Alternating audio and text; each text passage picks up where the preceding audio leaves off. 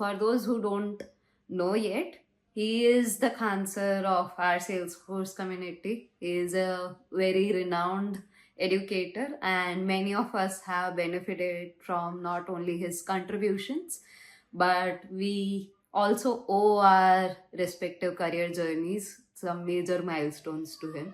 And with that being said, Sanjay, we would like to hear from you about your journey and how it translated to content creation. Yeah, thank you, Lucky, for inviting me for this podcast. And um, from last few years, I'm doing lots of content creation. So mainly, I created all the content for the community on YouTube and Udemy. So lots of people ask me like, what is the difference the content you have created on YouTube and Udemy? So I would say YouTube is totally available for free of cost, and lots of people were there like, can I make a career in Salesforce ecosystem?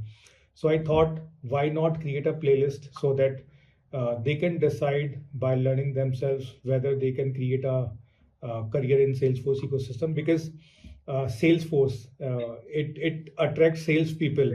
Like we are from sales background and we can create a career. So I just explained them like what admin can do and what development that is needed there. So based on those videos, you can decide whether you can go for Salesforce as a career or not. And when I come to Udemy, Udemy is like premium. Okay, so if you want to access something premium without any ads, so those Udemy courses are certification specific. YouTube is like generic, where all the content you will find, but Udemy is certification specific, and Udemy proposes something for Udemy for business. So if you are connected through any MNC, for example, TCS, Wipro, or any multinational company who is partner to YouTube, Udemy, so Udemy offers them like you can access our courses free of cost. Okay, so that's why I created Udemy courses for them, so that without any distractions of advertisement, they can go through the courses and they can focus on the certification. So that is the only difference. So on YouTube, lots of content is available, but Udemy is premium. It is focused on certification only. So these two platform I utilized for content creation, and apart from that, we have lots of people who are like not good in self-paced learning, right? They need a mentor. So for yeah, for that I created some courses. Those I'm doing on Zoom platform, and like if I'm investing some time, so I'm charging some money from them. So those are paid courses, not completely free, because I'm investing my time. And when I was doing my full-time job, so I started those Zoom sessions like as a side hustle. But I got good response, and I thought like, let's quit my job and do this for 100%, so that I can focus my 100% time, so that those who are not good in self-paced learning, I can give my time to them, and I can give my guidance to them, so that they can bring their career. They can shape their career in Salesforce ecosystem, and few folks who are able to do that. So last year in 2024, I left my full-time employment, and nowadays, apart from my content creation, I'm doing this Zoom sessions for online community, and I'm doing my offline courses as well for the community, so that they can be job ready. So these are two directions I'm having. One is like totally free of cost online content creation that is available for the community, and the second direction is for those who need a mentor. So they just need to pay a little bit amount, and they will be like if they go through that course, they will be able to like have themselves ready for the Salesforce job in the Salesforce ecosystem. So this is all what I'm doing right now. You also said that you continued this as a side job initially. And I think people deserve to know that going from arts to making careers of IT people. So it would be fun to know something on that side. How was that journey? Yeah, so my graduation is in arts, and I was fortunate enough, like I did some diploma courses which are related to technical things. So I clubbed both and did some technical degree, which is very rare combination, and very rare people are there who are fortunate enough to do that. And I was one of them. So I did my distance education from Sikkim Manipal University, and then did my MTech as well. So lots of people are wondering like how a like arts graduate can do master in technology. So I was having some diploma courses. Due to that, I was able to do that because in previous years there are few universities that allowed those graduation with that diploma, so that you can go for technical. So I did that, and like I believe in skills, not in degree. Exactly. So uh, by hook or crook, I was able to do that those degrees. But what I say, whatever I'm delivering as of now is only my skills, not degree, because I never learned anything about Salesforce in my degree. I did that at my own, and researched Trailhead a lot. I respect Trailhead platform because lots of knowledge is there.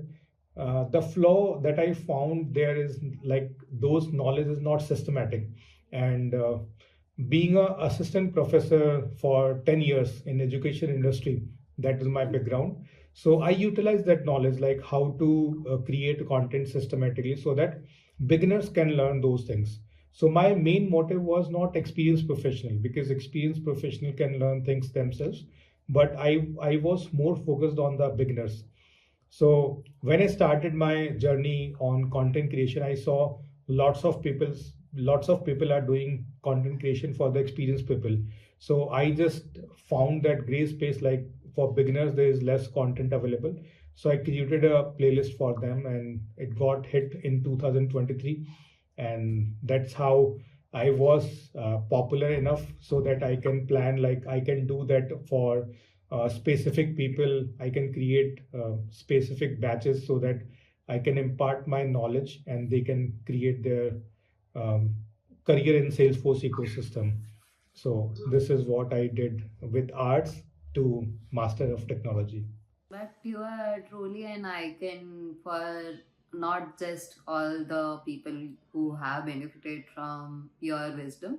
I can see how you targeted that audience who was just starting, and I'm sure that has reflected into your content.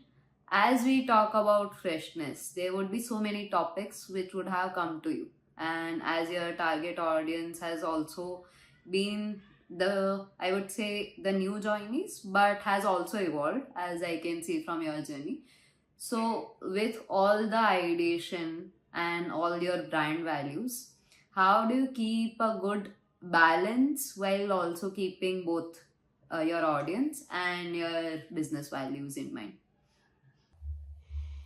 Okay, so to keep those aligned, so what I do, most of my content is already available on YouTube, free of cost. So if I compare, like this is a common question that people ask me when they join my paid courses, like what is the difference between the content which is already available on YouTube and the business that you are coming in place for us, like as a job readiness training program.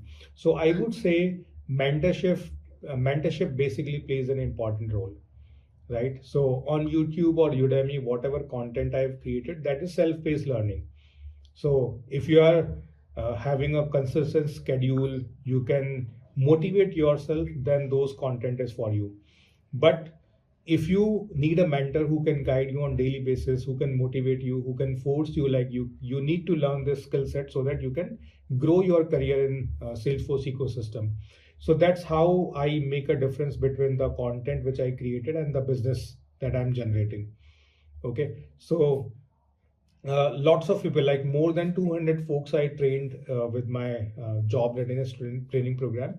and lots of people are benefited because they were doing something else prior joining that program, and now they are having Salesforce skill set, so they can talk to their managers like, we have that skill set, so can you ramp ourselves in those projects which are related to Salesforce development or Salesforce QA BA, because along with me lots of instructors are also involved. I have an instructor who is focusing on BAQ direction. I have an instructor who is focusing on AI. Like she is dedicating her time for people who can clear their AI associate and specialist certification. Not just certification, they should have that knowledge, like what they can do if they have those certifications. So in my business, I'm not alone. Okay, I have a group of people who are focusing on the success of people, those who are joining our courses. So this is how I'm making a difference between the content I created and the things that I'm doing as part of the business as a job readiness training program. And how does it align with your core values? So my core values is like, I just want whoever is associated me should be successful. Okay, and they trust the process which I'm driving. So like if I say 200 people enrolled in my courses in this financial year, so not all people will be getting the job, but my aim is like they should have proper knowledge, right? Because if not this year, maybe next year they will be having a job, or maybe they will be having a job opportunity, right? So my end goal is like whatever I am delivering, it should be in that direction, so that whenever they have any job opportunity, so the content will be relevant to them, right? And with that business, I just say them, because lots of business organizations are there, they're providing recorded contents, but in my business all the sessions we are doing live.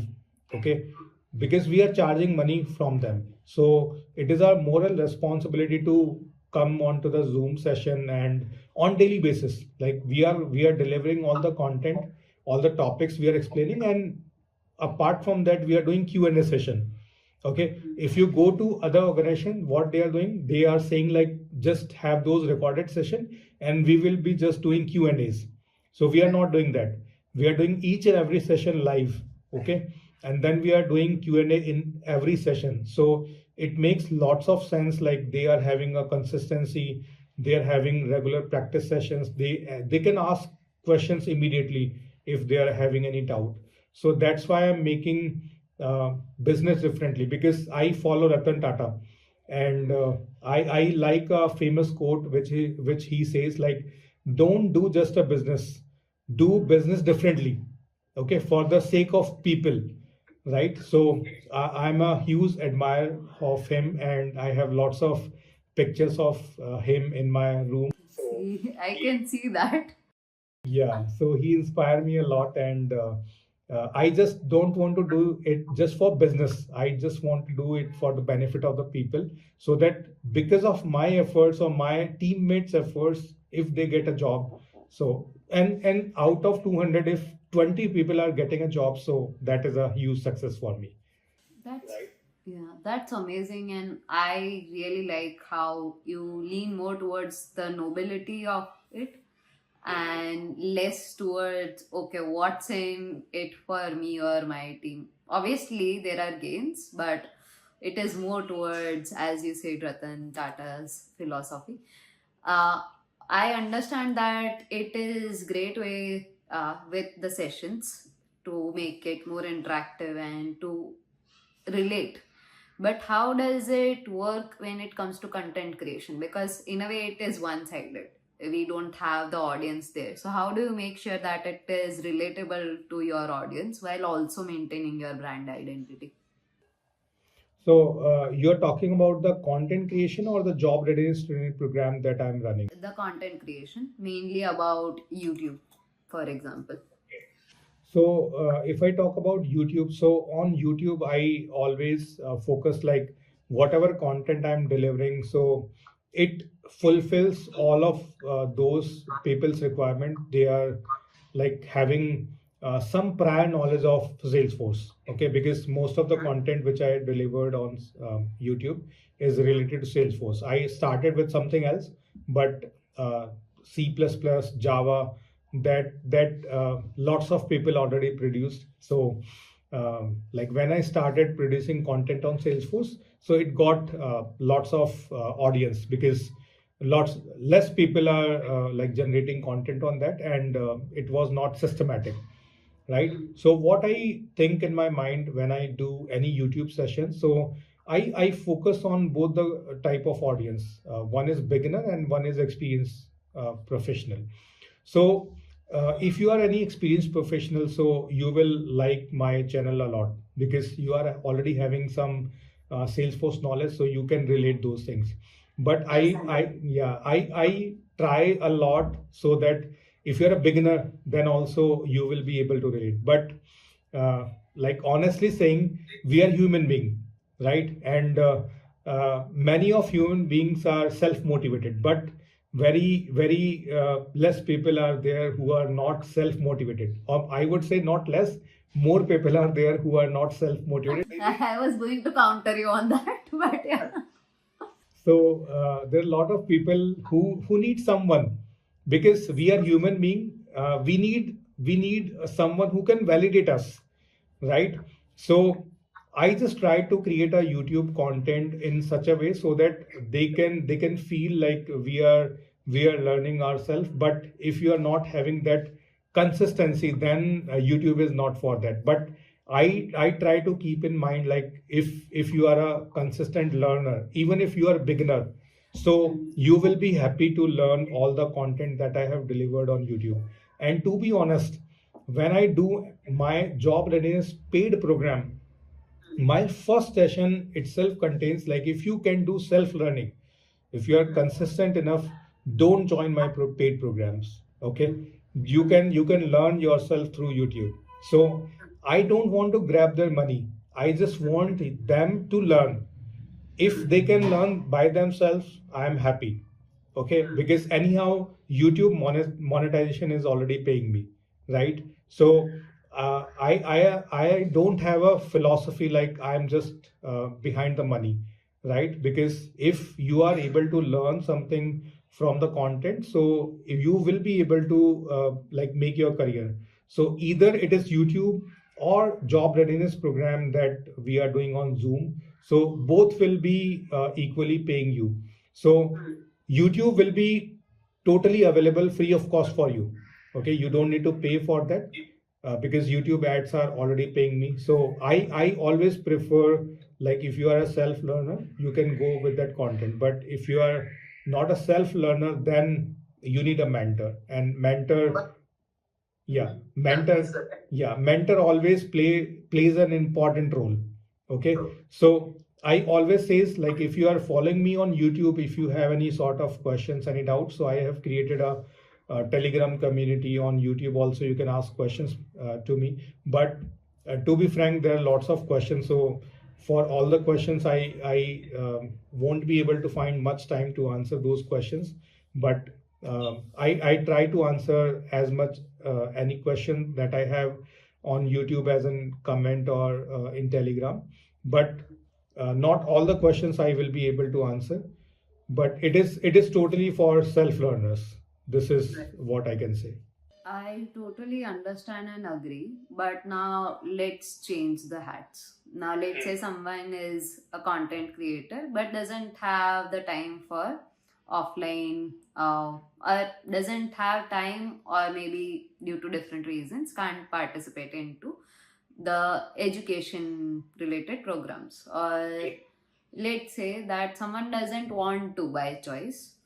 So, for this person or for this persona, how does he or she or they go into this as a pure business, content creation as pure business, yet make it relatable and try to motivate their audience? Obviously we can't change minds, but at least try. So is there some formula or some things that you might have tried on your channel? Because of course you have reached 90K plus subscribers, so congratulations on that. And Thank you.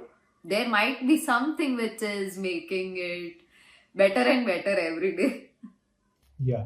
So one suggestion I can give you, like if you are a content creator and you want to attract more audience, so keep it simple.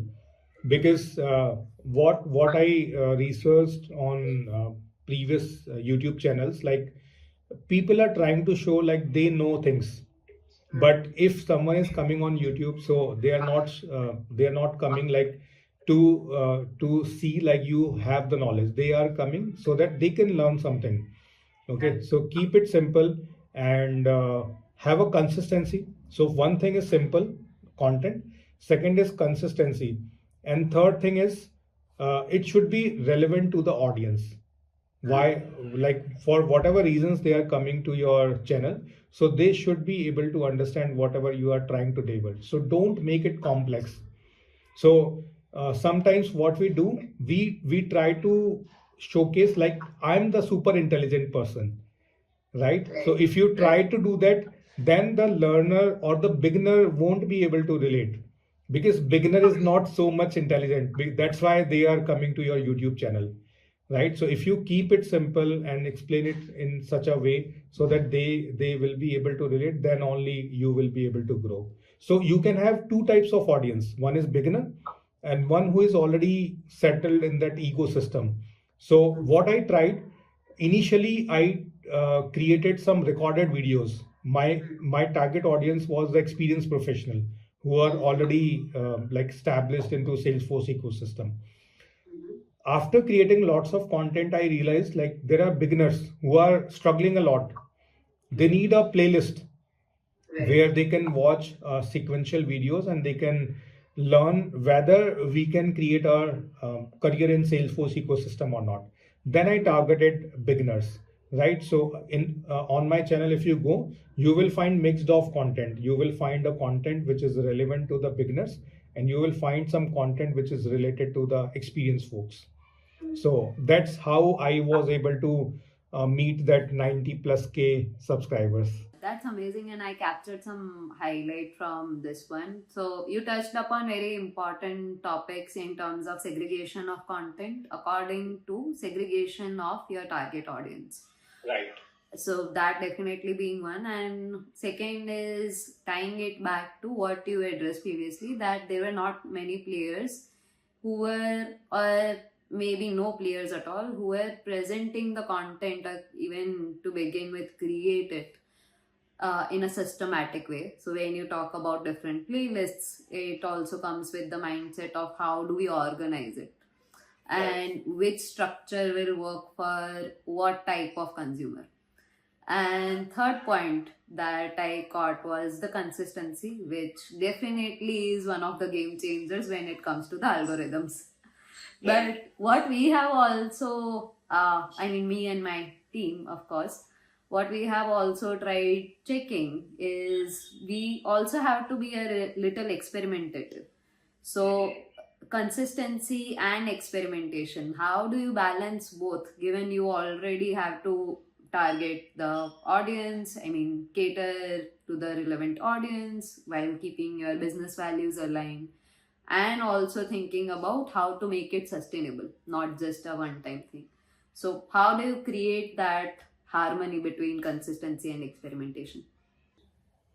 Yeah, so basically, when I started my YouTube journey, so I did some experimentation with the programming languages which are popular, like C++, Java, data structure. That was my experimentation. Okay, and what I found, don't create the content which everybody is creating. Okay, that was my experimentation phase, because if everybody is creating the content which you are also creating, so you will have lots of competition. Okay, so first I identified like in which area I can create the content where less people are creating the content. Okay, if you are able to identify that gray space where less people are involved in content creation, then whatever efforts you are doing, that will be well appreciated. Okay, because if lots of people are creating the content which you are creating, so it is on luck now. Like whether your videos are going viral or not, it depends on the algorithm, because lots of people are creating those same content. Okay, so it is very difficult to identify the difference, like what different things you are doing. Okay, so I just quit creating content on Java, C++, because lots of people are already there. They are the game changer. So I just identified Salesforce, because on Salesforce very less people are there. And to be honest, in Salesforce, the people who created content, they were like Salesforce professionals. They were not educators. And I came from the education industry and learned Salesforce in the IT industry. So I took that advantage and clubbed that experience. Like, I know how to teach, and gained some knowledge of Salesforce, and then curated a playlist so that beginner can understand those. So that was my experience from experimentation and consistency. Like, first experiment on the content which is maybe popular or not popular, so that you can see the difference, like whether it will be going viewed by the like consumers or the people who are following your YouTube channel. And then you can pick up the content which is being viewed by the people, and then you can bring a consistency for that, right? So to identify right people, right viewers is very important in YouTube. Okay, if you don't find that and you just create the content, so you won't be able to attract the audience, right? So, as we are trying to portray, at least if it doesn't hit with our audience, that is our goal of this podcast, that we are presenting content as a product. And so far, we have talked about the ideation part of it, and how ideation gets tied to not only your targeted personas but also your business goals. These business goals are ultimately related to your core values. And after ideation comes execution, and in execution, what we call in product are MVPs, and that is the second stage where you can also get a little experimentative. Of course, ideation itself being one of those stages, which Sanjay also portrayed as something that he did as experiment, but I would give him a little more credit that he kind of knew how to find his niche.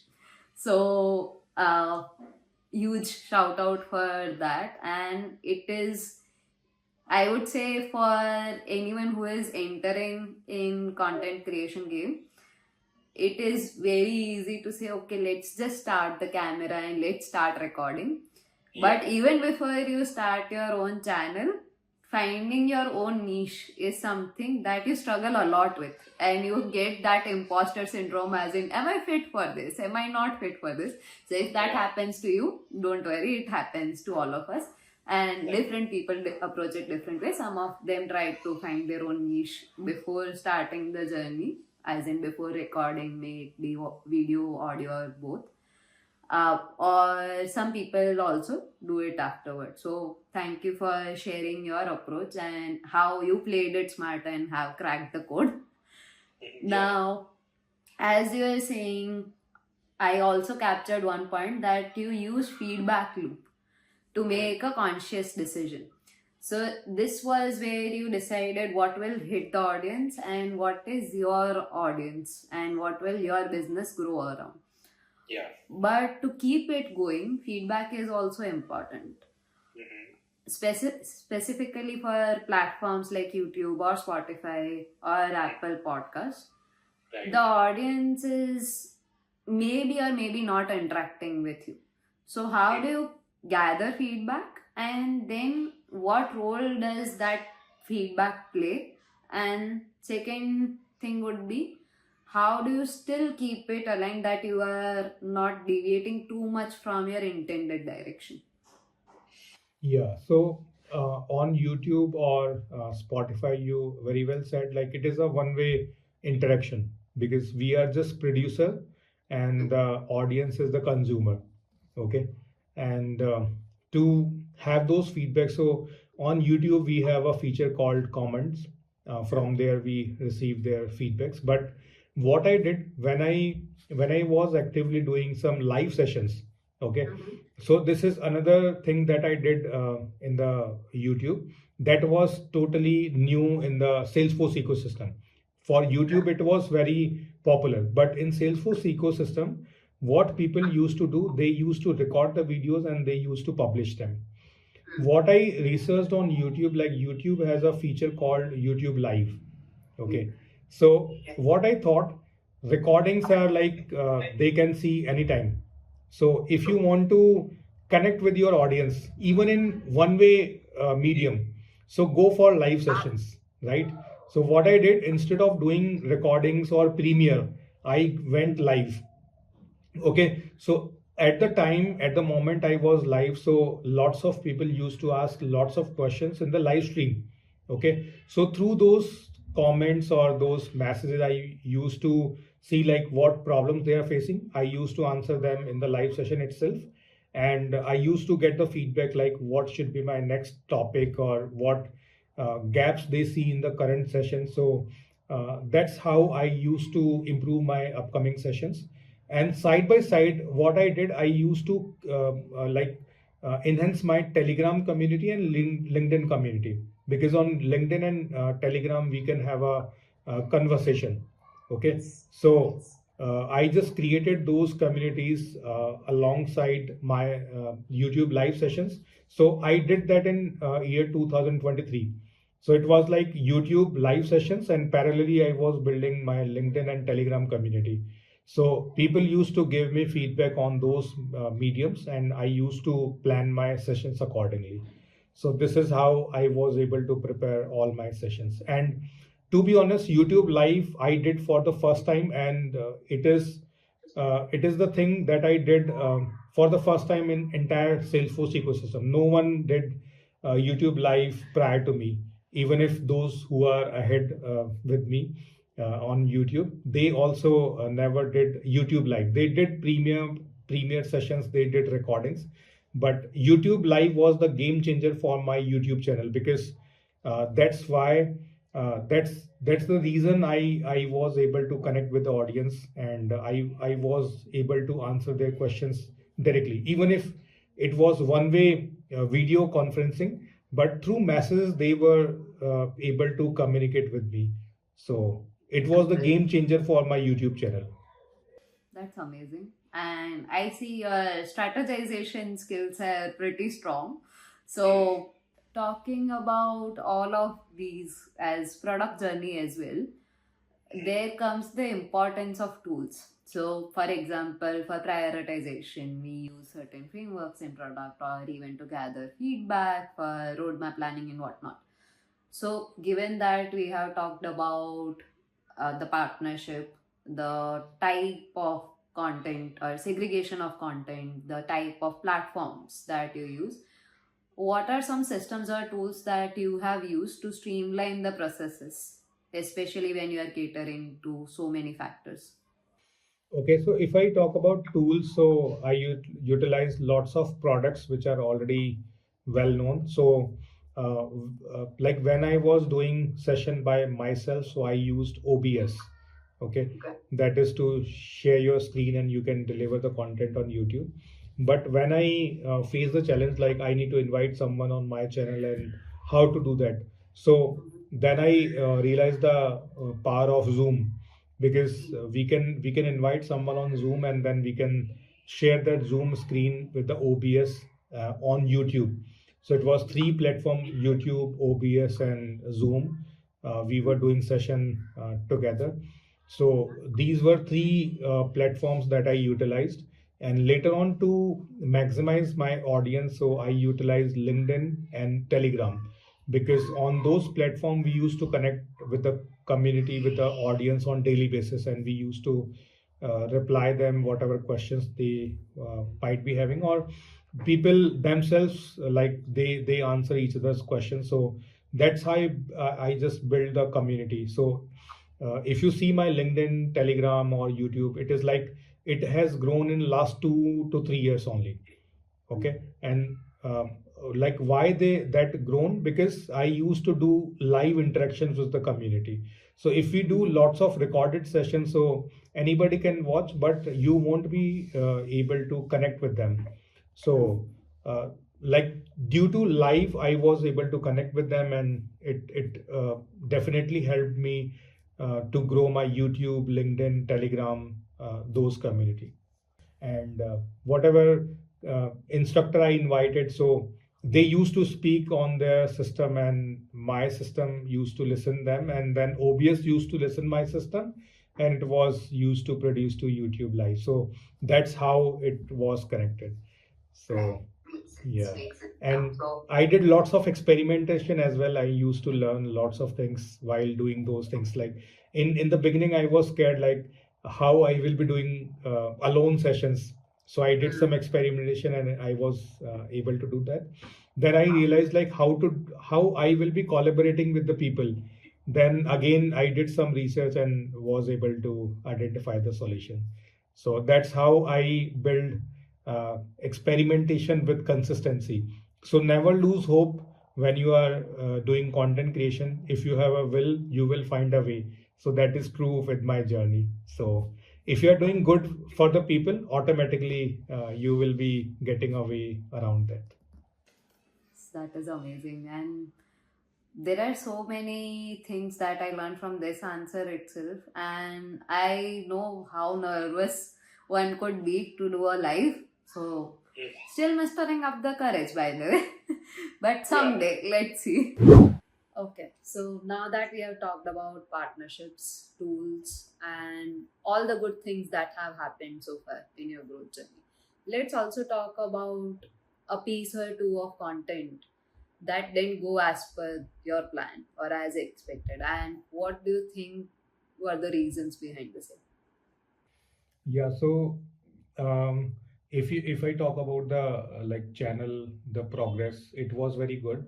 Um, on the go, I decided like I will be including lots of people, those who will be delivering content on my channel.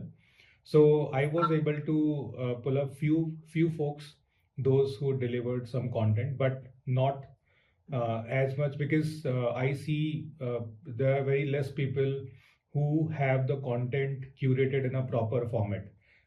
There are people who can deliver the content, but they don't have those content in a proper format, or so that beginner can understand those. So in that area, still I'm struggling. I reach out to people and ask them like, can you come onto my channel and share your knowledge? So what they suggest, like they can do 1 or 2 sessions, but when I say like you need to do complete course, then they didn't turn up. So that is the struggling phase, because what I think, everything I cannot cover, right? Because Salesforce or other technologies are very vast. If particularly talk about Salesforce, so we have lots of products, and I have expertise of few, but I need more collaboration so that more areas we can cover up. So if I take an example of Marketing Cloud, that is still pending CPQ, and lots of queries are there for MuleSoft, but I'm struggling to find those people who have well designed content in that side. So still trying, will never lose hope, and maybe this year we'll be doing something in that area as well. And second, People might turn up after watching this podcast. yeah, I'm sure, because here openly I'm sharing my pain points, so maybe they will reach out. And another area will be which I will quote is branding. So like I started YouTube channel to just share the knowledge, right? But in the middle of that journey, I thought like, can I do some branding related stuff so that I can beautify the content which I'm creating. So like as a content creator, I cannot wear both the shoes, because my primary aim is to create the good quality content. Now what I'm going to do, I will be collaborating with the marketing team so that I can create content in such a way so that I can attract more audience, because there are people who doesn't know anything about Salesforce. So if we can do some sessions in that around in that area, like they can also understand what Salesforce is, because right now the content which I and my team created, it is more around like if you are from the technical background, right? So through that branding stuff we can do we can just reduce those pain points so that non-technical folks and beginners also can understand those technologies. That makes sense. That makes sense. And was there any instance where you expected, let's say, X number of views or Y as watch time, and that did not pan out? Yeah, it happened. So once I did my live boot camp on admin and development. So I did few more boot camps. It was one was on Omni Studio, which I did with Abhishek. So I just guided him like how we can curate that content. So it was on Omni Studio, and while we were creating that content, I learned that as well. But that playlist was not having that much views. And another is Sales Cloud that I did myself, but that is again a niche cloud, because if you are working in Salesforce, then you will probably learn about Sales Cloud. So everybody's behind admin and development because that is demanded. But if we yeah if we go to the niche, then automatically your number of like audience number will reduce, and automatically views will reduce. I see. So you need to also understand which direction you want to go towards, like cover the breadth of it or the depth of it, and hence play with the algorithm. Right. So I think we need to cover both, because we cannot solely target on beginners. We need to target the people who are already into the industry, because then only you can sustain in this ecosystem. Because lots of people are creating content. If you want to compete with those, so we need to cover like both type of audience. Yes.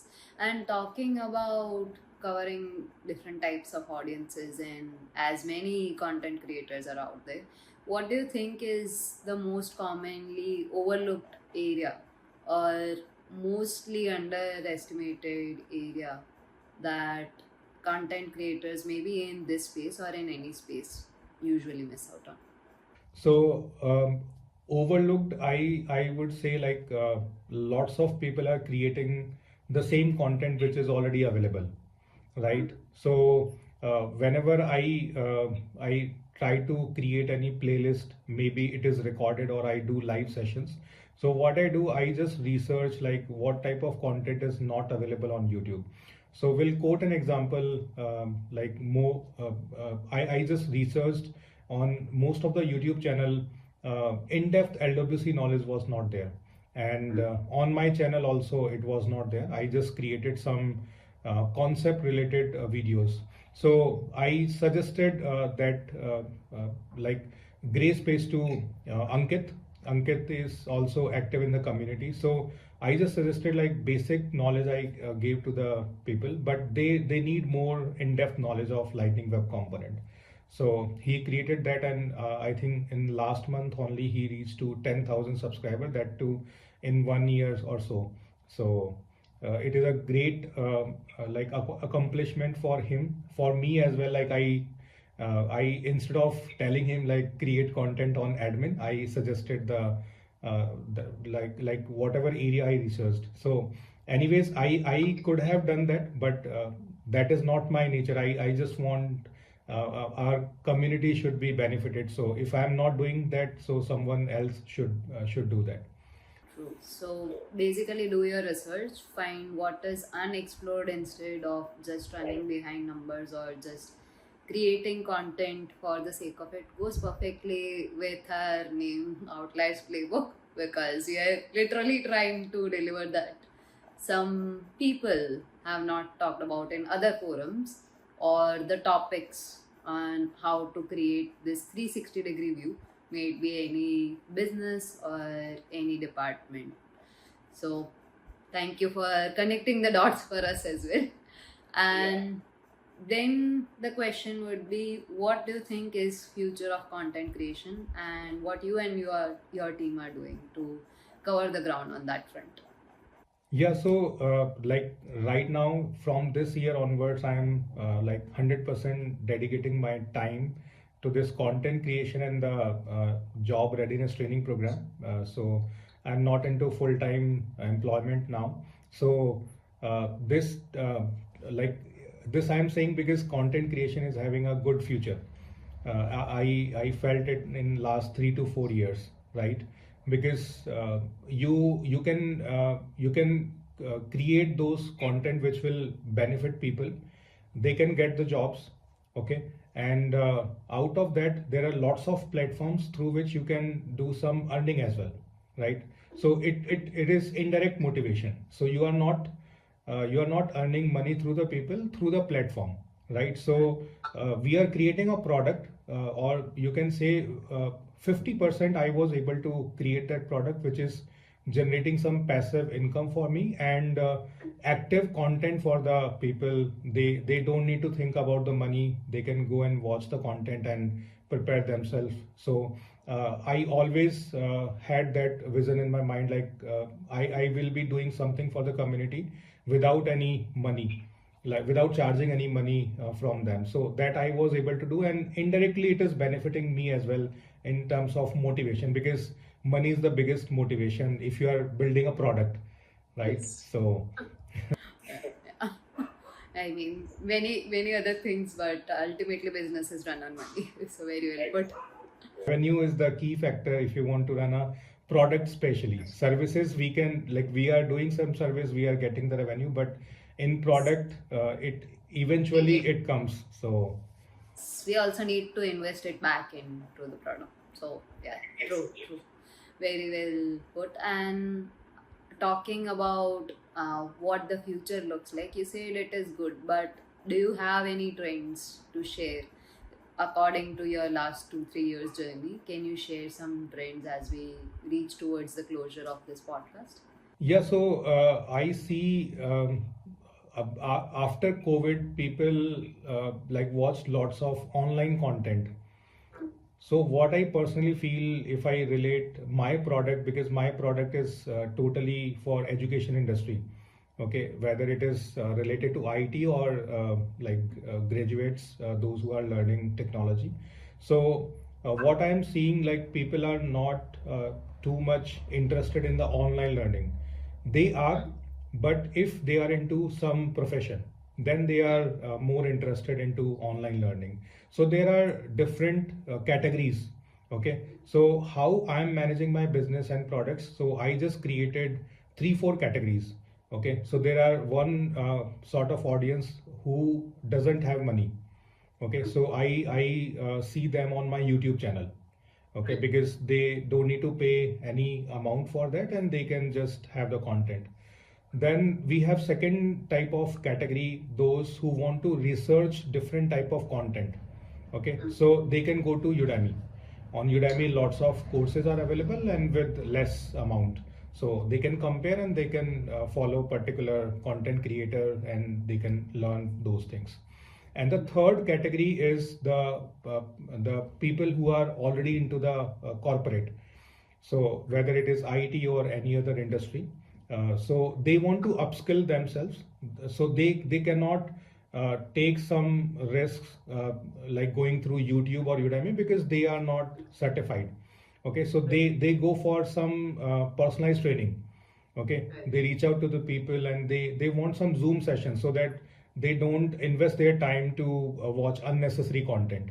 So that is another area where we can do some content creation. And fourth category is the offline space, right? So this way I just categorize my content creation for 4 different categories, and this I researched for last 10 years. And like basis on the trends, I am trying to create those content so that I can target each type of category. Wow. So you truly went from identification of personas to building an entire business plan with a vision and strategy to achieve that. So I think the name of the podcast, Content as Product, is well justified now. So, thank you. And as we close this podcast, do you have any closing comments for our audience? Yeah, so I would say whether you are like good content creator or not. So everybody should try content creation, not for money or not for the sake of the people, but uh, for the sake of the knowledge that you have. Okay, because nowadays people has knowledge, but they are not sharing those knowledge. So in early days, like if we take an example of any ancient books, Bhagavad Gita or Ramayana, if they were not recorded, okay, in form of books, so we nowadays we would not have understood those. So if you have some knowledge, so just try to record them on any platform. Okay, because nowadays no one will be writing a book, so but you can record a video, you can write a blog. So if you are having a good knowledge, so just try to record it. Instead of writing blog, recording is very easy.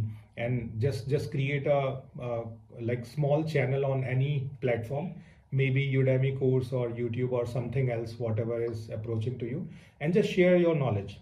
Okay, and those who are already into the job, they are already earning. So for them it will be like for the sake of the community, people will be learning through their experiences, and it will benefit like whole entire community. So I think everybody should do that, so that beginners can learn from their experiences. Yes. Thank you so much for such inspiring and noble thoughts. And thank you for being a guest of the day. And we hope that many more people get into the scene of content creation. Of course, we don't operate from the mind of competition, we operate from the mind of abundance. And thanks to mentors like Sanjay for the same.